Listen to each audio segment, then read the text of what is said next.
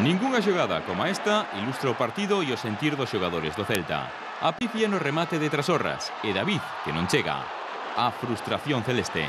Crear tantas ocasiones de gol y que no se transformen, pues también, lógicamente, nos tiene que preocupar. O Celta pechou o primeiro partido oficial da etapa Paco Herrera con derrota. Certo é que o seu fútbol non a mereceu e que en especial nos primeiros 20 minutos os galegos foron como un ciclón. Roubo e saída rápida. Papadopoulos e David Rodríguez fartáronse a fallar. Sí que é verdad que llega un momento en el cual dices que ya no sabes cómo rematar.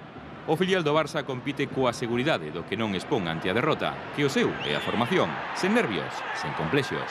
Diso deixou mostra no primeiro gol. Observen a definición de Jonathan Soriano. Todo calma, extraordinaria.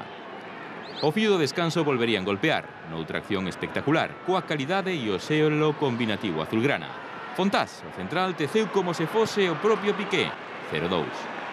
Las jugadas que al final se convierten en jugadas que parecen bonitas, yo entiendo que por nuestra parte son infantiles como para que nos cueste gol.